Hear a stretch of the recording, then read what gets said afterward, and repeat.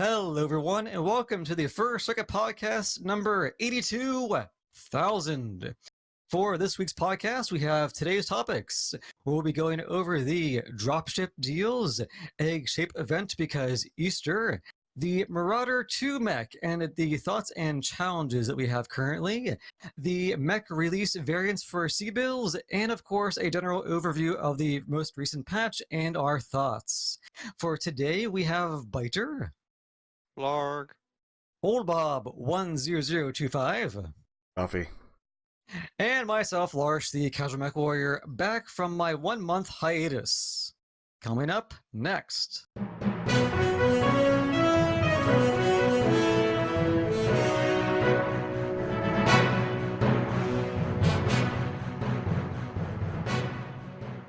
All right, so we have the dropship deals are back.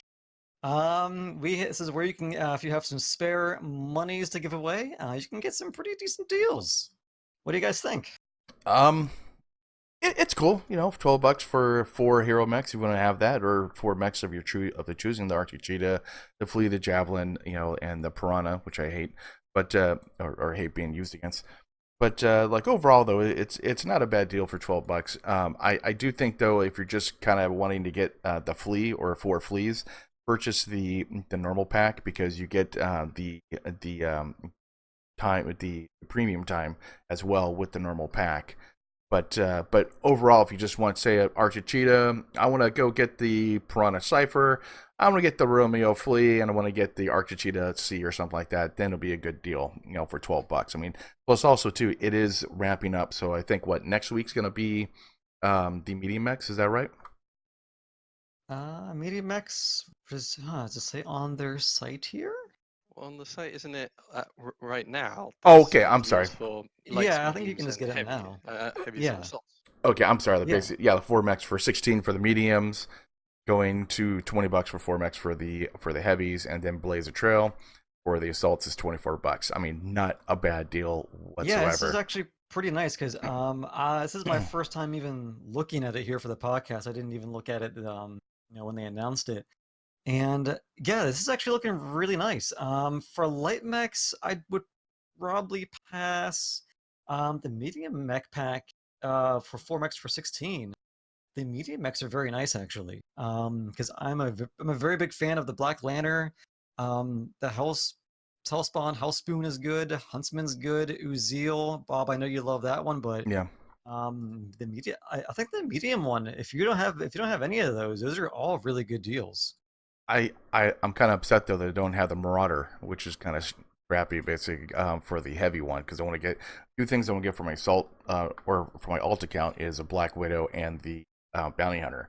So at least those 2 will be purchased, and then I can purchase like other ones like 3 here. But I think kind of upset about that. But I mean, overall though, come on, $20 for 4 hero mechs, $5 a hero mech is not too shabby. Yeah, I mean, considering that this also includes the hero mechs, that's a whole other perk. Granted, I'm horrible at keeping an eye on these sales, but I don't recall hero mechs being part of these. Were they part of these in the past? They were. They were? Okay. They often were. Like when it first launched, it was just the regular variants, and I think they realized people wouldn't actually buy them then. And so when they included heroes, that's why they did a lot of dropship deals. And it's actually been a while. Like I think it was last year, the last dropship deal, like around October. Mm-hmm. So yeah, it's been like 6 months. Yeah, and this is really nice, especially if you even go into the assault class, because you have the Fafnirs now in here and the Marauder II C. Yeah, they got the Night Star. Oh boy. Ooh boy, which I don't own any of the Night Stars, and I wouldn't be curious to at least maybe get 1 or 2 of them myself, actually. You have to be careful with the Night Star. It is one of the worst assault mechs in the game. Mm-hmm. Well, the Phoenix is all right. Which one? The hero. Oh, okay, okay. Well, like one of the things. Yeah. So go ahead. Oh, I was just gonna say basically a lot of these are actually purchasable with C-Bills. So if you have a crap ton of C-Bills, you can get the normal ones and then spend $24 and get the 4 assault mechs that you get or what you do. That's what I would probably recommend for have a lot of money. But I mean, if you have money, spend it because obviously they need money because that's why I have these deals. But I mean, overall though, like I do like this deal. For a simple fact, it's just the hero mechs are literally, I mean, dirt cheap, dirt cheap, especially the medium mechs. Yeah, and this is really good if you're not, if you know, if you don't care about the camo specs or the deck goals from the packs. If you're just in it just for the mechs themselves, I would say almost all of them are nice. Personally, the light mechs I'm not a huge fan of. I mean, the flea is fun. The flea is fun. The piranha, I haven't. I there's only a few of them I like in the piranha. The javelin, I'm really not a huge fan of, and the cheetah, I just don't have any of them really. But I think the medium ones and even like the heavy mech packs are probably going to be your best deal. Yeah, I would have to say so too.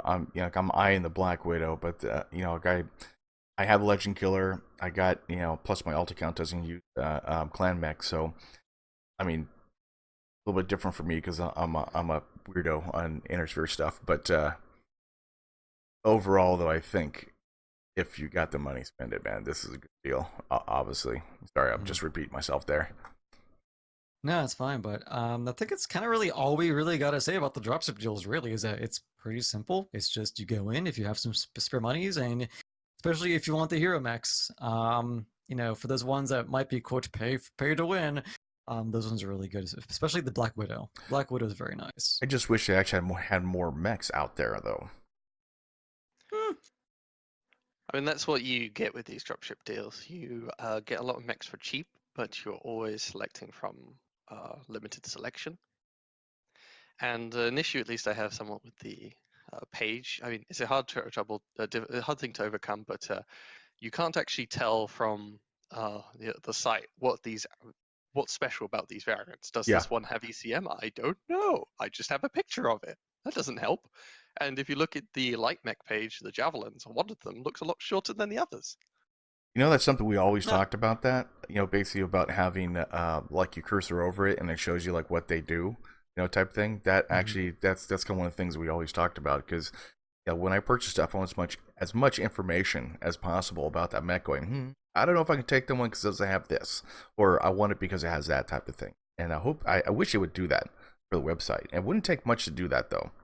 Kind of like link on the cursor itself shows you exactly like the mech bay for it or something like that. Any like Mhm. information it can.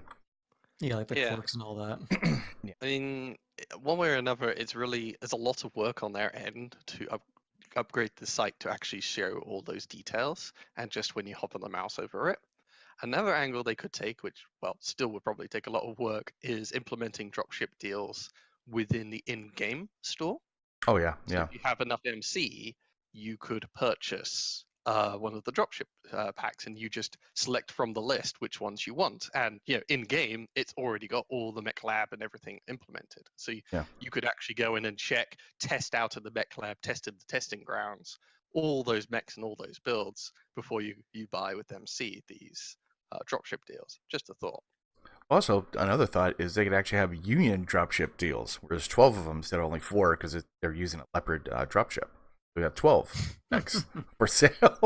I don't know, just an idea.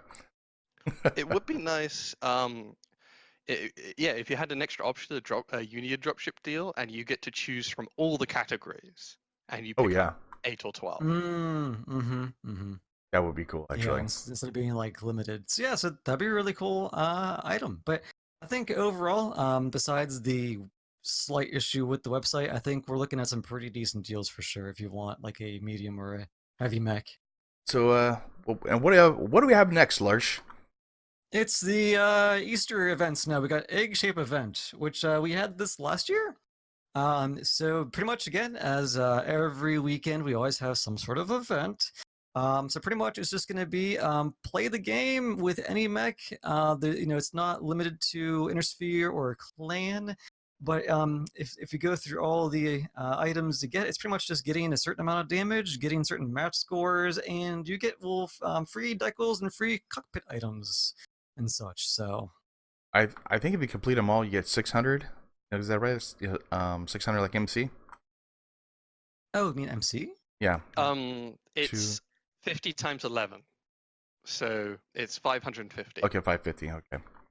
Also too, like one thing I did like was a cockpit standing item duck crossing. I thought that was really cool. I had that on my stream the other night, and I got it. I'm like, ooh, this is kind of neat. It's just ducks Yeah, crossing. It's just interesting. It's like, okay, cool. Just something cool I happening. do like that one. Yeah, it's pretty neat. Pretty cool stuff they got, nowadays.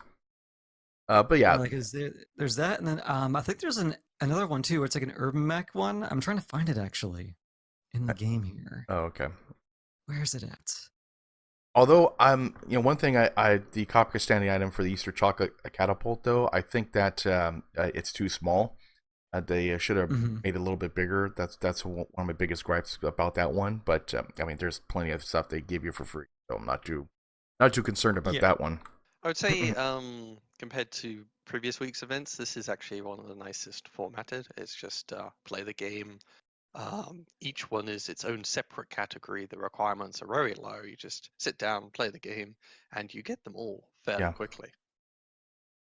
Although, There's no figuring out, oh, okay, I need to get X amount of damage with each weapon type to complete just this one category, and you're always checking back with the list. This is, you can skim over it quickly once and figure out, okay, Mhm. yeah, it's really easy peasy to do. Just play the game, you get match score, you get components, you do damage with all the weapon types. I get it. It's easy peasy.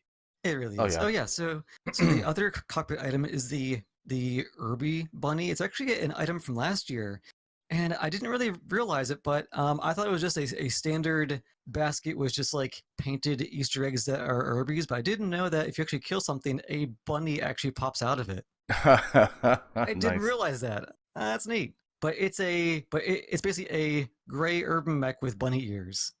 interesting.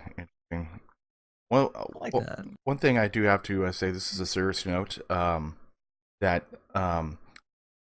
the periphery needs to be updated inside the game itself, and so we need war horns and flags. So PGI, this is a very serious note. We need war horns and flags for the periphery, for the Taurans, for like Canopus, for the Outwards Alliance. We need flags and war horns. Just to let you know. So this is a very serious thing. We need to be represented, man. We need to be represented inside the periphery on the battlefield and faction play. End of Bob's rant. Into Bob's So, rant. yeah. How many periphery factions are there? Well, there's 3 main ones, and then there's a bunch of like minor ones, basically. But they can make them. War horns and Include my minor ones. include the minor ones. Damn it! All 12. I want my Dark Age ones. No Dark Age. Damn it! I want my Spirit Cats. I want my getting weird high like Indian tribe. That's what I want. Make war horns, damn it! Make the little things on the side of the thing saying basically how they have like you're from Smoke Jaguar, you're from like Draconis Combine, the Magistrate of Canopus, make the Torn like a Condorant, make those guys, make them so we'll be represented on the battlefield instead of just I'm part of the inner sphere, I'm part of this, just make it so we actually have some wanting in the life, and war horns and flags, damn it. Yes. And little cockpit items. But for those viewers who are curious, Spirit Cats, Dark Age, basically Native Americans who would get high and fight giant robots. That's all I want. Oh god.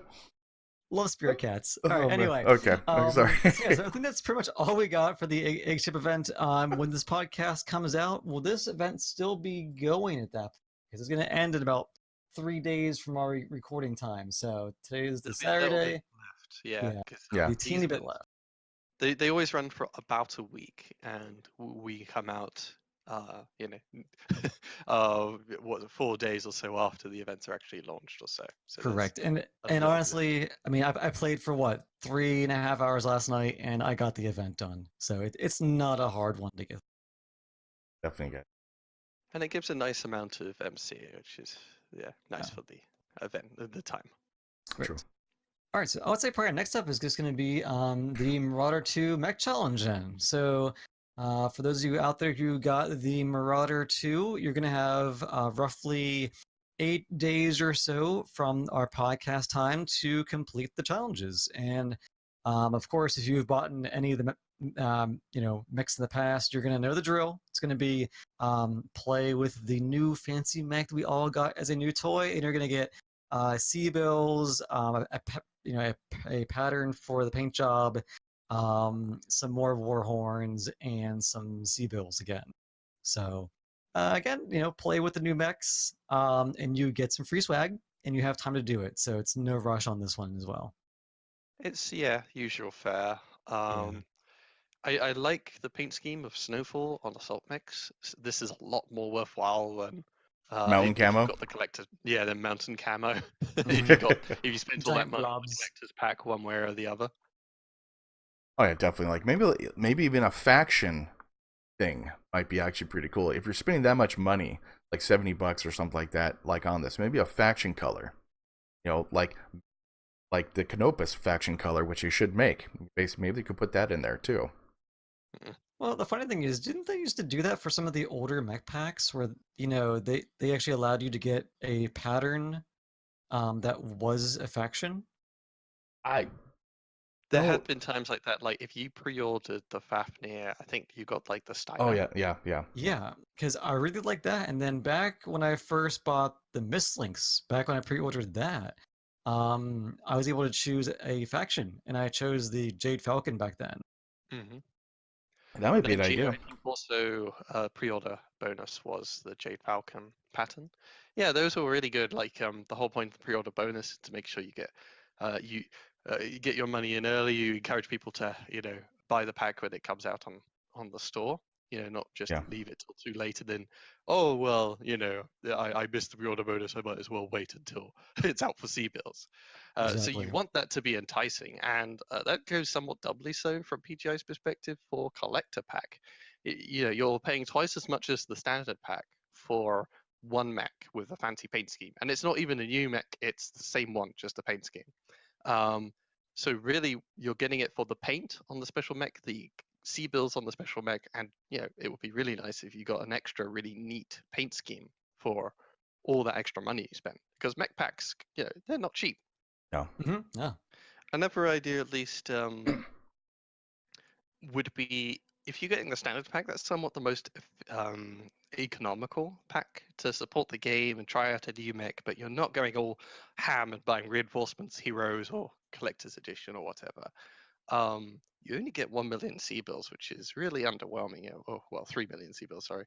Um, in some ways, I feel like you should offer more C-bills the larger the mech, and somewhat also for Innosphere, because upgrading these three mechs to have double heat sinks costs me 4.5 million C-bills. Getting the engines and all the equipment costs a bit more.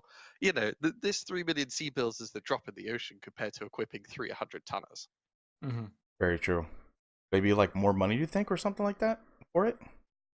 But more C-bills, yeah. Yeah. Yeah, like more in-game money is to equate that the higher cost you're paying for, of course. Inflation, damn it. It's happening. Yeah, inflation. Yeah, because when you've got a new mech, you have to kit it out, and then you have to skill it up, and skilling it up costs C-bills as well. Like, you're in the hole for quite a while because you bought this pack, and 3 million helps, but it would be nice if it was at 6 million. That would be a lot nicer. Hmm. Yeah, that happens to me whenever when I want to scale up a mech and I want to get money at the same time, and it's not a premium mech or anything or a hero mech. It's like, I spend the skill points. Yeah, I got 3 skill points. It's like, oh crap, but I'm not going to be making any money, so I'm started losing money. Like sometimes, especially if you start losing as well. Yeah, there's those times you have a really good match, and it's your first match of the day, so it's 2 times XP. Yeah. And I lose a lot of C-bills in skilling up my mech as a consequence. Oh yeah, oh yeah. Okay, so that was a Marauder Mech 2 challenge, right? Yep. Yeah, that's the challenge. And then, so I guess what are our just overall thoughts of the mech? Good, bad? Is it just kind of meh? What do you guys think? I like it. I had a Hmm. blast with the freaking missile one. Oh yeah. All single heat sinks, all streak twos, and it was just I was getting kills, I was getting damage. It was a blast. That one I see, like I know we kind of crapped on that mech during the last podcast, but I think this one just turned out so well, and I see it being used so much. For the missile variant, it's just amazing how this thing is just whacking people. It's pretty cool. Overall, as far as like assaults, I don't mind playing these assaults. I don't mind it like at all. I just got to probably get some better builds, but it's well done. It's a Marauder mech. So the torsos are kind of like, you could sway the damage, like very, very well. Overall, like, I like playing this assault mech. Normally don't like playing assault mechs, but I like playing this one. It's not bad at all. Larsh? Yeah, so sorry. Yeah, I guess I would say I haven't had a lot of time to play them yet. My first run of these things was last night. But I would agree with Bob. The missile one is probably the best one I've had the most luck with, especially. Because I've done a very similar build to you. I've run 4 streak 6s and 5 streak 2s with all single heat sinks, a Beagle active probe, and a light 350 engine in Yeah. it. And yeah, I mean, it runs with a heat management of 1.4, so it runs pretty cool if if you can chain fire them all.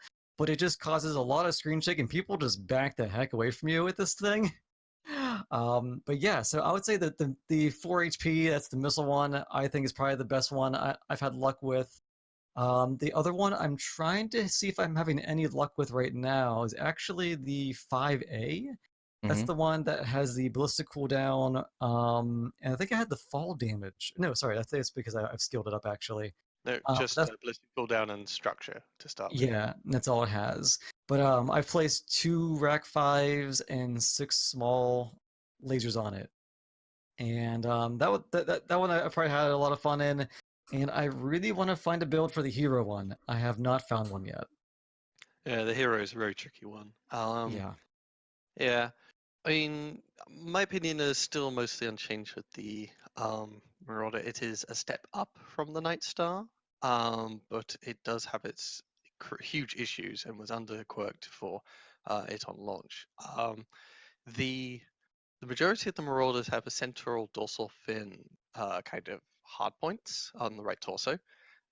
These are nicely high mounted and whatnot, but that dorsal fin counts as a center torso, which means once you learn how to shoot at a Marauder 2, you can core it out very easily. No matter what they do, whatever they try to do to twist, you can core him out. He cannot stop you from shooting his center torso. Hmm. So once you know how to shoot them and you have precision weapons, particularly against such a large target, that top weapon mount, it is an easy mech to center core out, like easier sometimes than even the Fafnir. And yeah, that Fafnir, that was always a good place to fire at, is to take out its center torso. Yeah, and The the yeah, Fafnir also got quirks, a few months after people were doing that. So I'm kind of wondering if we're going to do the same thing with this mech too. yeah, if it has those high mounts, it really does need extra center torso survival beyond just what the Marauder 3R gets. The mech, its hard points are still rather underwhelming for all except for the missile variant for the most part. The weapons being stuck in the arms and side torsos really limits sort of your opportunities for building. Like the really nice thing about, for example, the Corsair that came out recently was all the mounts are really high and they're spread all over the place. Yeah. Yeah. Whereas the Marauder 2 is just so much more limiting, and even compared to other clan assault mechs, like the Kaiju does much of the same thing with a ballistic side torso, energy in the arms, and even missiles in the side torso, and the Kaiju was considered fairly underwhelming on average. So the Marauder 2 is like it looks at the Kaiju and how underwhelming it is and says, hold my beer. So the good thing about the Marauder 2 is it looks pretty, and just like the regular Inner Sphere Marauder or the Inner Sphere Warhammer, because they look nice, people think they're good, and therefore you can bully them because they're using not very good mechs. The Missile Marauder, of course, doesn't have that center torso dorsal fin, so it doesn't have the huge weakness of the other Marauders. Sadly, for a 100-tonner, it does have a very awkward place in regards to what it wants to do and what it can specialize in. The 9 missile hardpoints seem to really work well, or at least speak to something with SRMs or streaks. However, this mech does not have survival quirks to be able to really brawl Yeah. other mechs in close quarters. It has to be a sort of opportunist SRM mech, which is really awkward for a 100-tonner. You're a huge target. You're still quite clumsy in this mech, and it therefore has to really be careful how it engages. So, naturally, the next best thing to do is just to take, MRMs or LRMs or more distance missile playstyle. In that case, the 9 missile hardpoints are mostly pointless, and you should just take the Nightstar hero, the Annihilator hero, there's a whole bunch of other Innisphere, heavy mech, like the Corsair even has it much bested in terms of missile hardpoints. If you're doing an MRM 120 build, lots of MRMs, there's so many other mechs that are a lot better at the job than the Marauder II, the missile variant. I mean, overall though, I think the missile variant, I've been using that a lot. I've been seeing it being used a lot, and it's scary. It's very, very scary mech. A lot of people haven't used Storm 6's on it. I've seen, I think TT did a rocket build like on it for 200 alpha. Pretty interesting. I'll go link go down below too. But I mean, like overall, that is a scary mech. It doesn't have the structure. It doesn't have the structure quirks or armor quirks as the other ones do. And like I said, it doesn't have fin of death that's on the back of it, which just bizarre why they have that thing on there. I think they're trying to make it, well, it has jump jets and so it glides somewhat, type. I think the side fins, yeah. Yeah, side fins. Yeah, the top dorsal mount is, I think, according to the original design or artwork and whatnot. It's a very distinctive look for the Marauder 2. Yeah. They had to keep that. But instead of sort of spreading out the hitboxes on that for fin, it's all center torso, which means it's just got this big. It's got a sail pointing out from the top of it, which always counts as center torso. So shoot the sail, and the ship falls over. Yeah. I mean, that's one of the weaknesses. So, like, with any type of thing, I think the Blood Asp had the same problem as far as the guns on the top. Basically, yeah, it has a high mount, but it's going to hit certain locations. Yeah, so I am going to predict that this mech will probably get some sort of armor or structure quirk for the CT, I think, just because of that fin. Because I don't see them moving the fin. Because right now I'm looking at the one that has 2 rack 5s. Because you have one big top fin for rack 5, and then the other rack 5 goes on the right torso. So it's kind of full on the right hand side. Unless they were to move the right torso rack 5 down, which I don't see them doing, and then move that center one to the right. So it has that Fafnir issue where people were able to core it out very easily on release day, and I'm thinking the feedback they're going to get, I can almost predict that they're going to give it some sort of quirk for the CT, especially, because there are people having that issue. And we're going to put 1 point of armor. The thing on release day is that, people on average, they're going to shoot center mass to make sure they reliably hit the target. And in that case, even though you have that central fin poking out, people aren't hitting it, which means you can spread damage on the other variants fairly well. However, against an experienced pilot, and as time goes on, and if ever this mech proves itself, if any of the ones with a high dorsal fin prove effective and are used a lot for a long period of time, people will learn this huge weakness to the Marauder 2. Yeah, and the problem is that, for a lot of mechs, you can only hit the CT from the back or the front. With this one, you could be at any 360-degree rotation, and you can smack it. I haven't come across that problem too much of late. One big thing with the hitboxes has to be mentioned is the head hitbox. Really? This mech loves being headshot. Really? I have not come across that yet. I think once it happened to me. Yeah, this mech, you always want to run max head armor because at least from the very head on from the front, it's that cockpit blast is like most of it is actually the head hitbox. Like it's a big square in your mech to get shot. And there's been plenty of times I've seen in the when people are running this mech that it just gets absolutely creamed in one good Dakar fire because somebody just landed it straight on the center and they happen to hit the head hitbox. It's got the similar problem to the Nightstar, if a little bit worse. Yeah. Wow. Gotcha.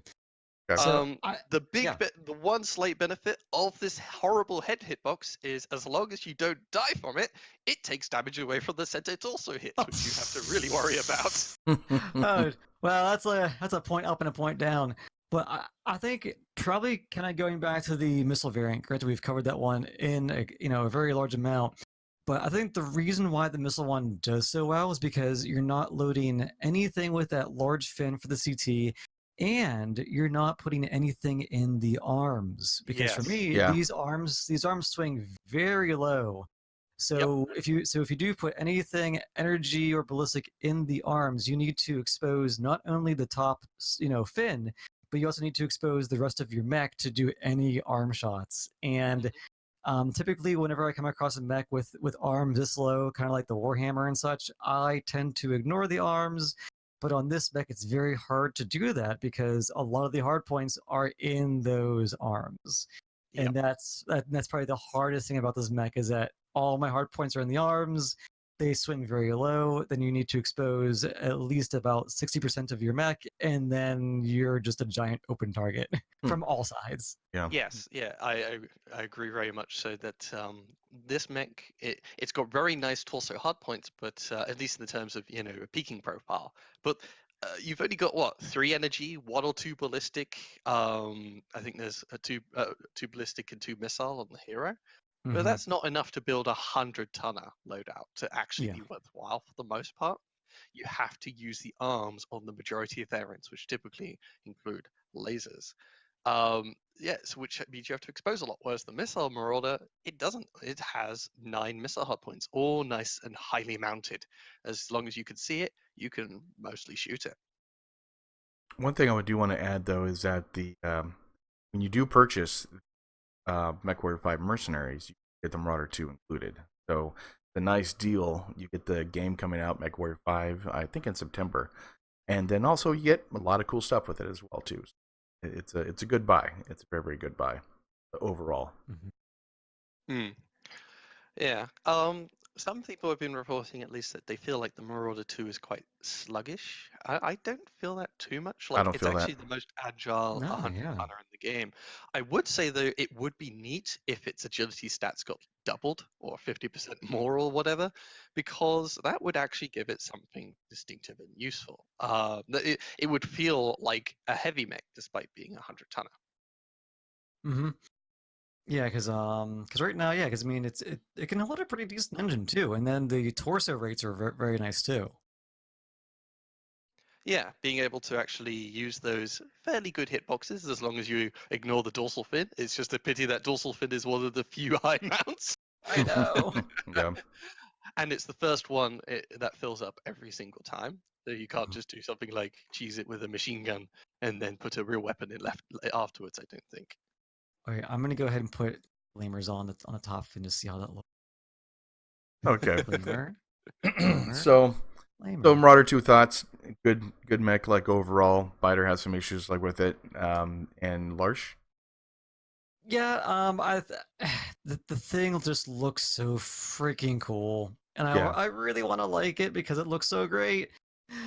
But man, those hard points, it's hard to get around it. Yeah. I would have the. say, Go on, yeah. sorry. I would say that it's just a little bit step up above the Night Star. If you're taking a Night Star, you're sort of wasting 95 tons for your team. The Marauder 2 is somewhat in the similar boat, sadly, that you could be taking a lot better mechs than this. 100 tonner is a lot of commitment for your team, even in solo queue or group queue, and you need to bring some serious weight to the table. The Marauder 2 fails to do that. You are a detriment to your team when you're taking this or the Night Star. Yeah, Yeah, one just thing. just stick with the 4 HP. Yeah, 4 HP. Yeah, the one thing Large to bring up though, the weapons and the arm mounts are hindrance. Yeah, I'm the crazy bastard that uses the Warhammer with the arms, but I do it because it's lore type thing. But yeah, it is hard. You have to expose yourself a lot more than if you put them inside the torsos or something like that, and that's where the 4 HP comes into effect as far as the missile variant. Mm-hmm. Okay, cool. If the full HP came out without being horrendously nerfed, compared to the other Marauders, it would actually be the only solid Marauder 2. Unfortunately, it is deliberately, it seems, underquirked and under-agilityed.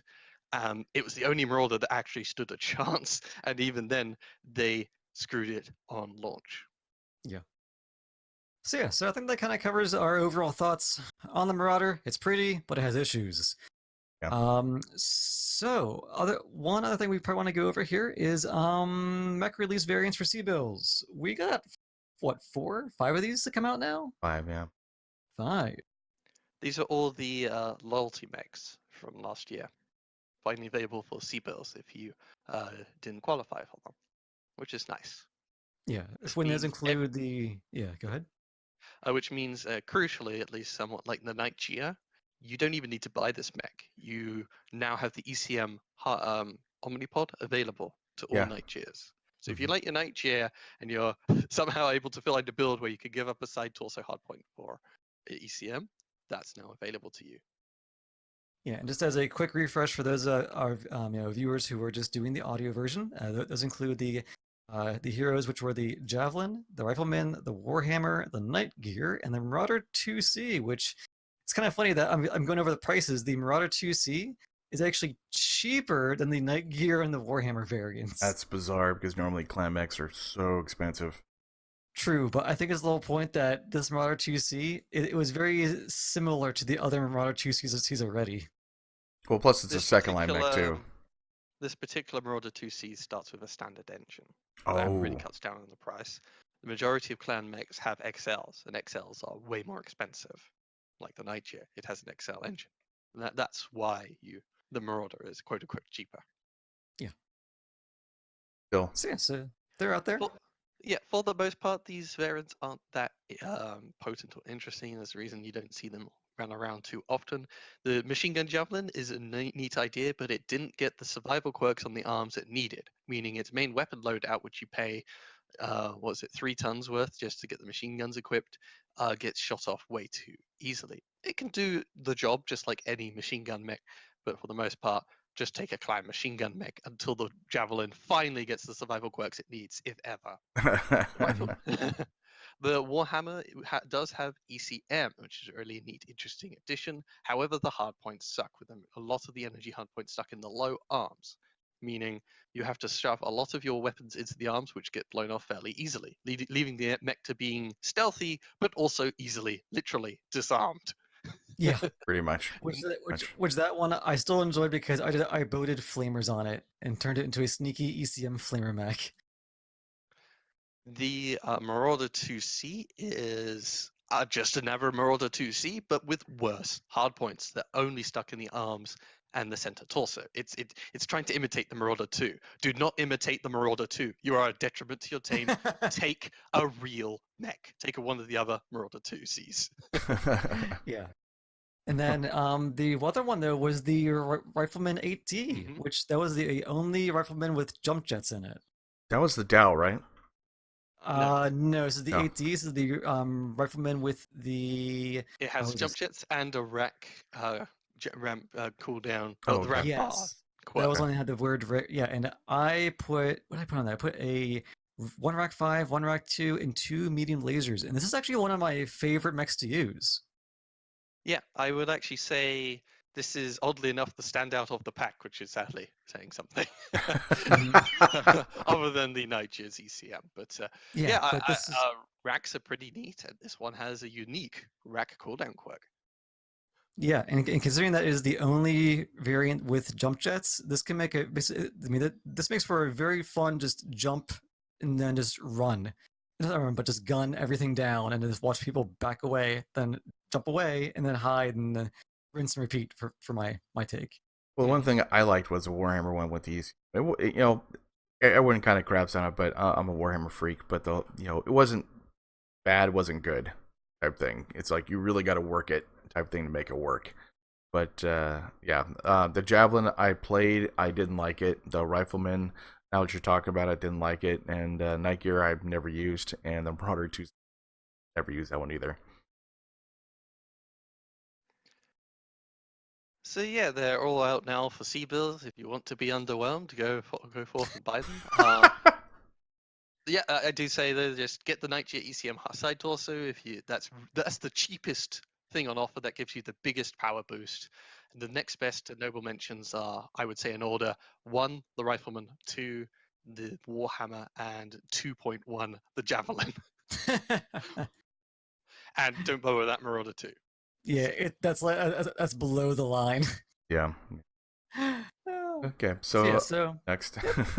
next up is the patch. So the patch released with the Marauder 2. Yes. And this included a lot of things that I believe you two discussed on the last podcast. So now that it's out, since you had more thoughts than I did, because of course I wasn't really here, what do you guys think? For a Well, lot of first things first, let's cover the biggest Yeah. thing of the patch, which is the new, quote-unquote, new map, Yeah. Hibernal Rift. Yes.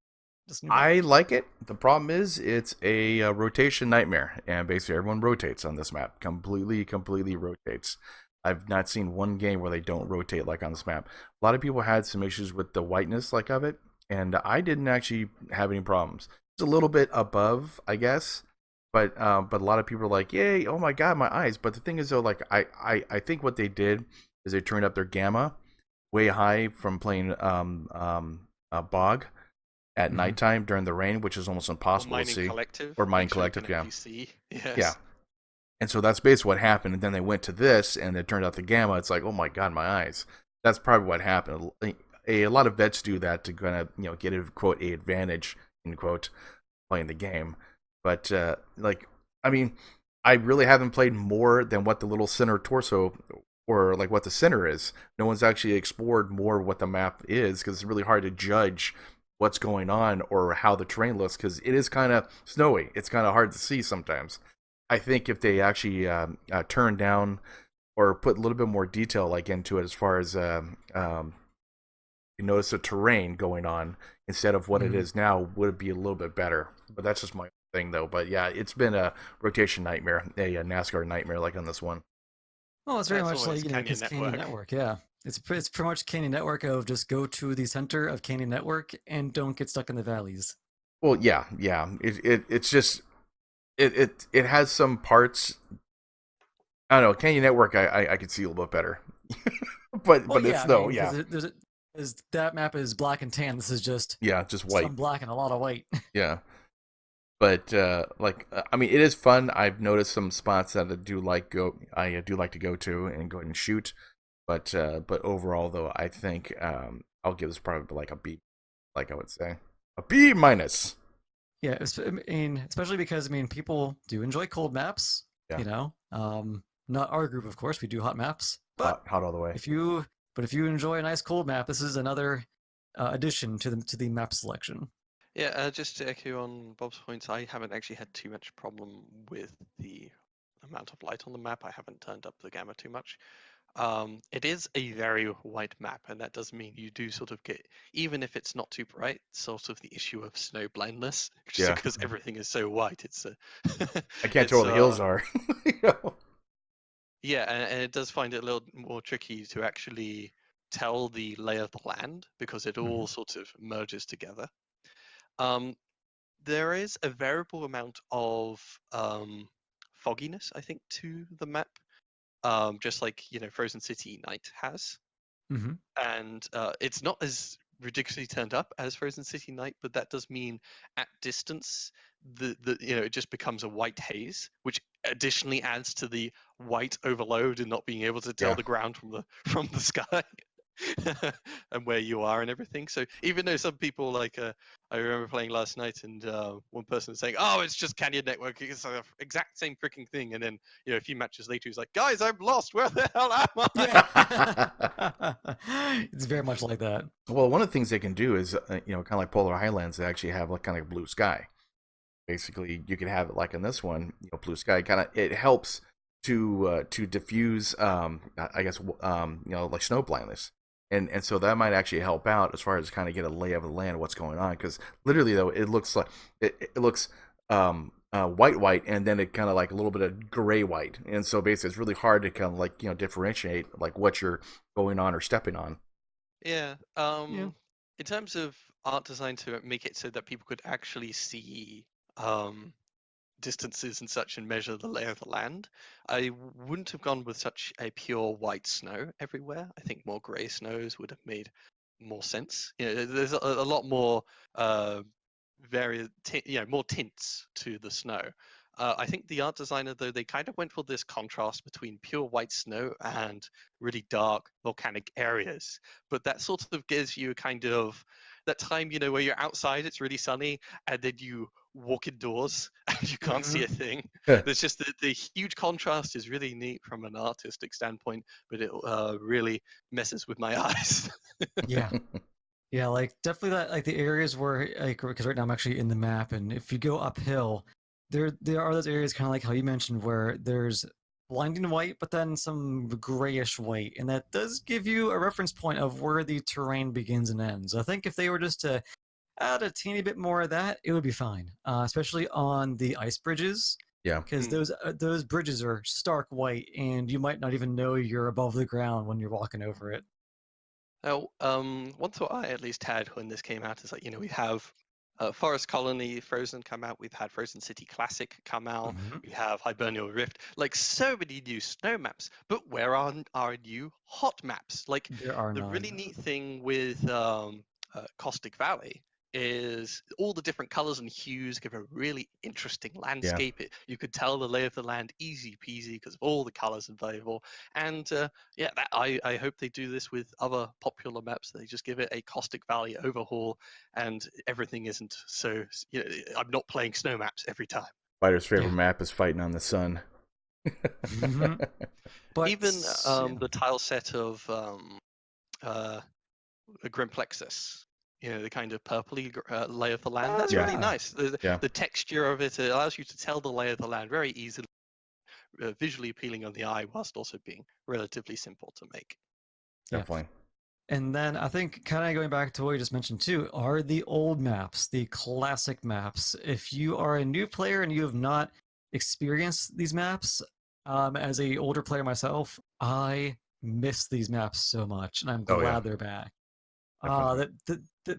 They're smaller and they encourage brawling.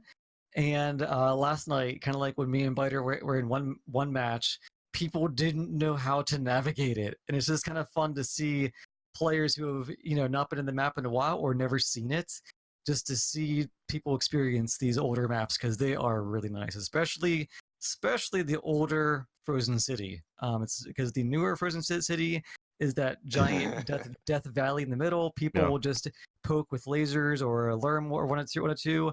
The old Frozen City takes away that giant death pit in the middle and just gives you a nice city map for you to brawl in. And it has varied levels of because there's a real lower portion around the edge, and then it goes up to a cliffside where the city is. So it just gives you a nice varied terrain and just a good brawl map to work with. I like how you call it Death Pit. I like that. Death Pit, Matt. All mechs enter, no mechs leave. Exactly. It's quite it's sometimes exasperating seeing the team go to the totally wrong spot on the map, but that also means the enemy are likely to do it as well. And it keeps things fresh rather than everyone always going to the same spots every single time. Even with the reskinned Frozen City, people are playing it very differently because a lot of the players don't know where they are. Just taking angles that they might have learned from before that are actually not good angles. But because there's a lot more cover on the new map, it actually works out a lot better because the classic Canyon network had a lot of long lines of sight that people got used to, and it meant that you sometimes were quite restricted in where you could go.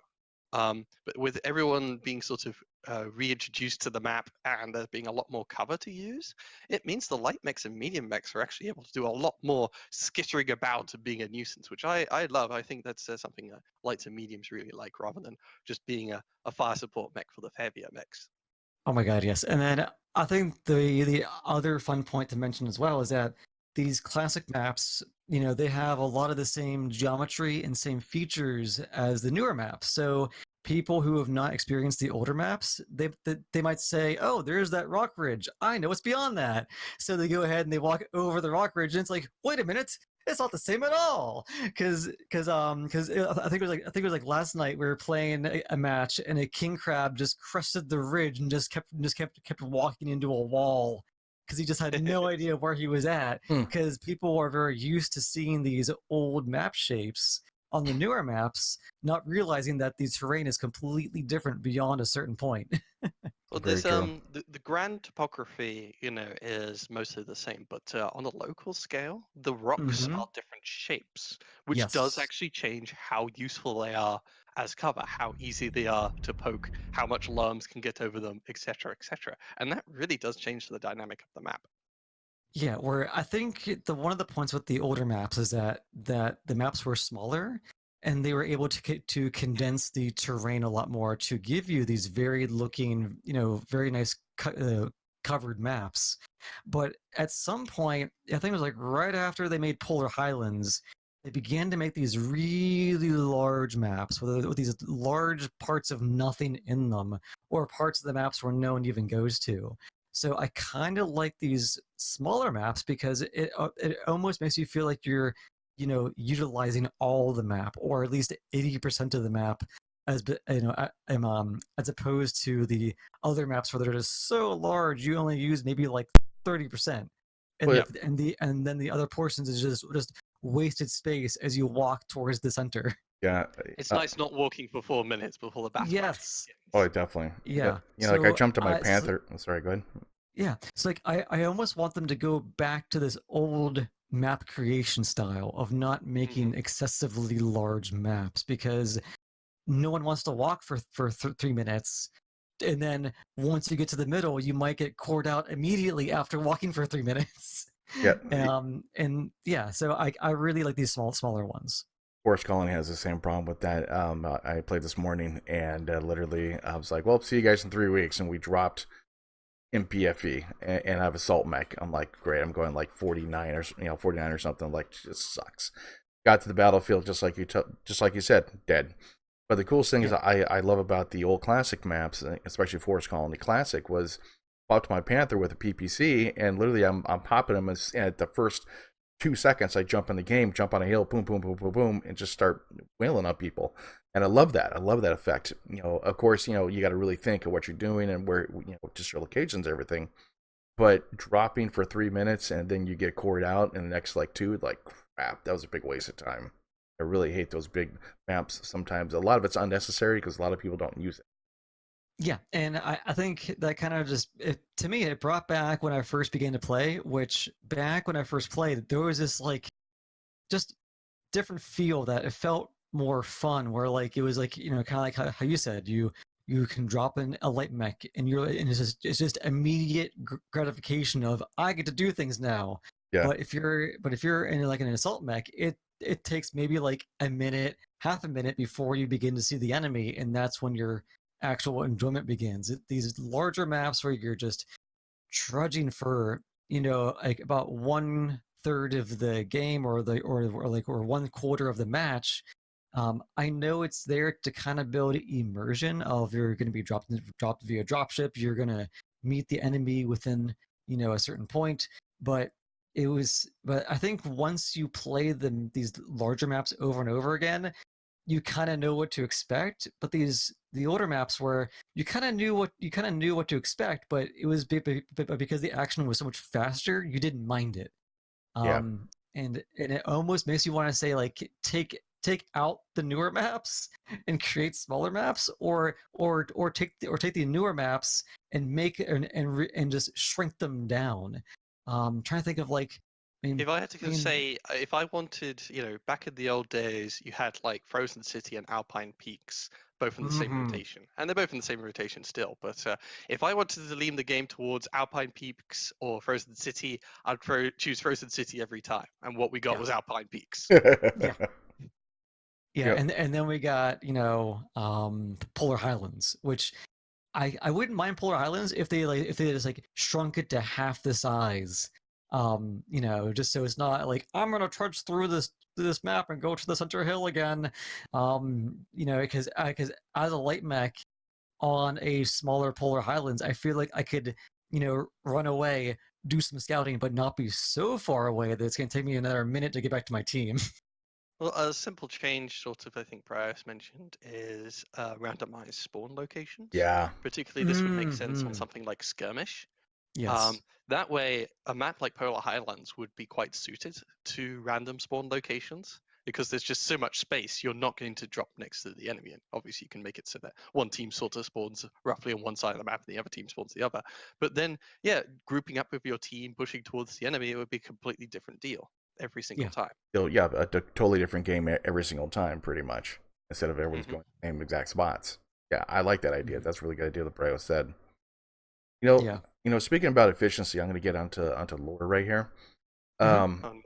Yeah. Brace for impact. Brace for impact Bob doing lore. lore. Efficient lore. I never understood dropping with 3 leopards dropships into one single location like they're doing on a lot of the maps.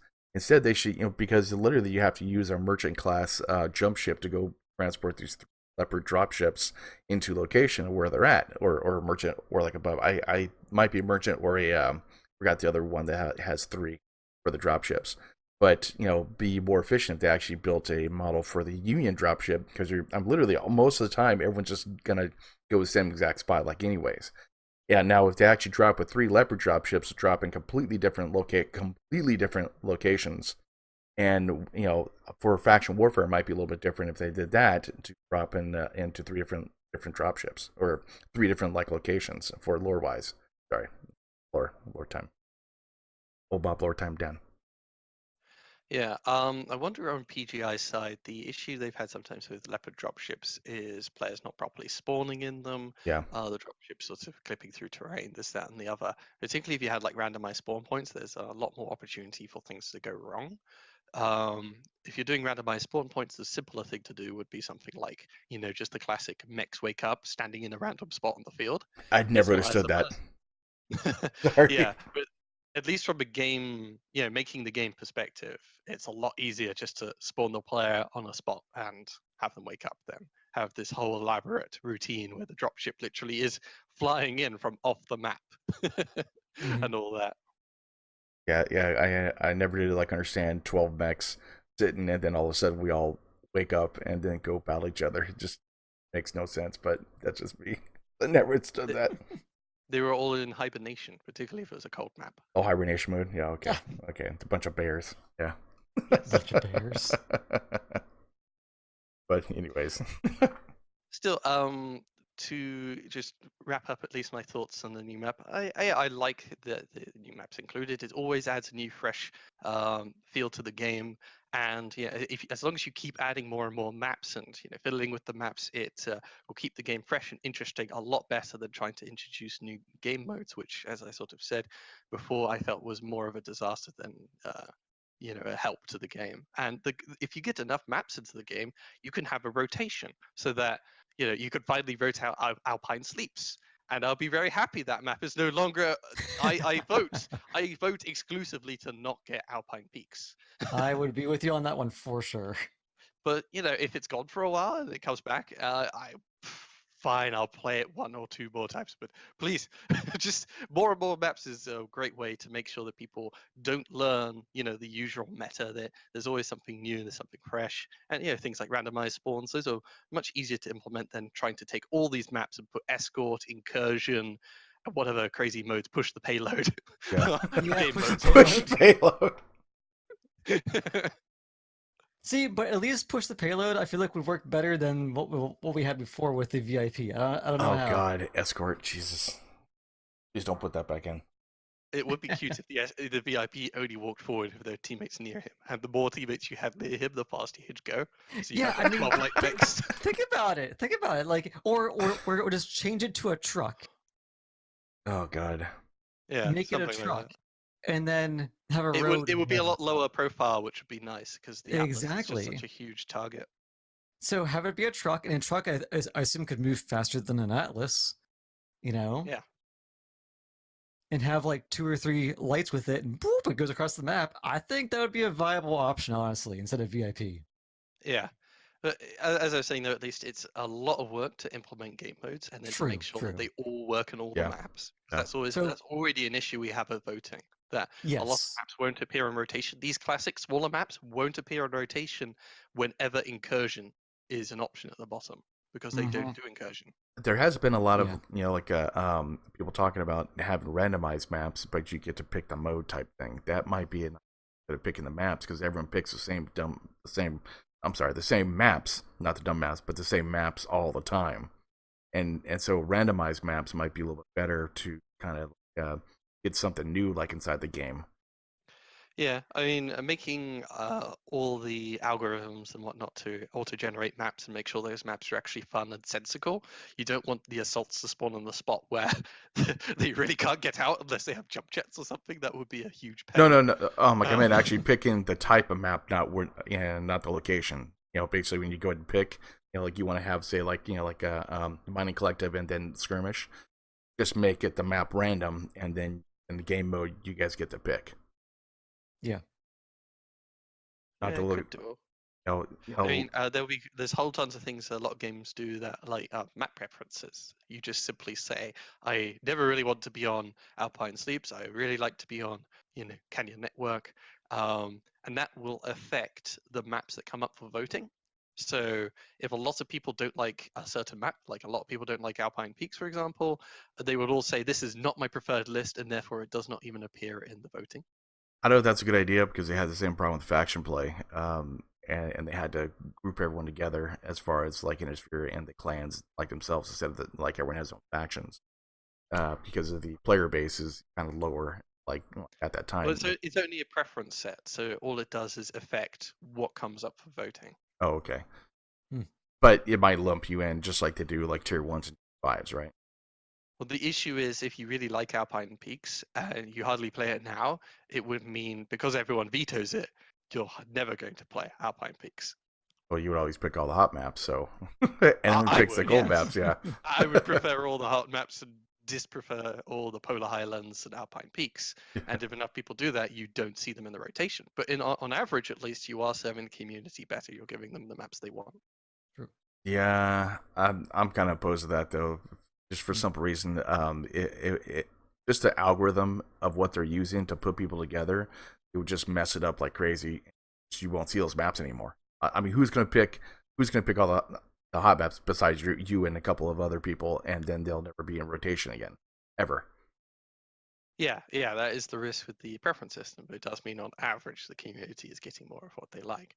In terms of at least their algorithms and whatnot, what it does to the game is it's trying to match, a 12v12. It gets all the players together, and then it gives them the map selection.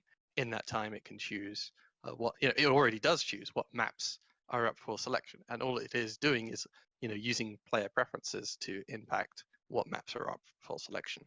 I think just a randomized uh, map selection, basically just going off, would be a little bit better than like I don't want to play on like Alpine Peaks and stuff type thing. Because a lot of times it's like I want to go play Terra Therma just because it's like, oh, okay, Terra Therma, cool.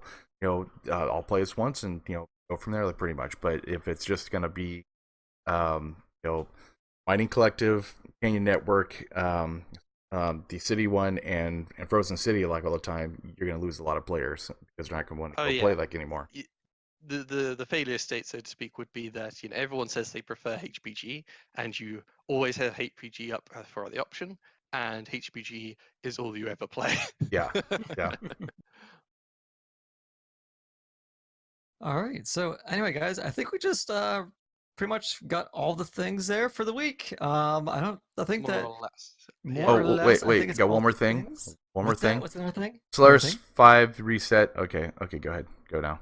Oh yeah, Solaris 5. If you guys play Solaris, they did a reset. I You don't guess need to talk more new about it. It's Well, I fine. was going to ranks. talk about the balance changes. They're minor, but at least. Has anyone tried the Hellfire, the improved survivability, No. or weapon quirks? Nope. Um, I did try the one. I'm not really gonna go into a whole lot, but I mean, I tried it once last night. It works well. Like I never had a problem with them before. It just helps it more. So Okay. And Okay. the missile health changes, they gave a lot of missile weapons slightly more health. It's a very minor change, barely noticeable. Thankfully, at least a lot of people are running the Marauder II right now, and they're not usually taking, a lot of AMS. I still saw a lot of people taking dual AMS mechs, which really shut down missile play. Yeah, again, another reason why you maybe might want to use the Marauder 2 with SRMs, because SRMs are the most heavily affected, or one of the most heavily affected weapon systems from these nerfs. But yeah, it's nice that they're slightly improved, but I didn't notice a difference, so. yeah, it's barely noticeable compared to the huge nerfs we got before. And for them to finally bring it back to where it was before, we need to wait another 7 months or so. Okay. So I think I would say that was 82.5 thousand for that last 5 minutes there. So anyway, guys, as always, thank you for tuning into the First Circuit podcast. Follow us all on the Twitters, whatever, social media things, YouTubes, Twitches, and I probably just repeated it twice. But anyway, this has been Biter. Blarg. And Oldbob10025. Coffee. And Lars, your casual Mechwarrior, from the First Circuit podcast number 82,000. We'll see you next week.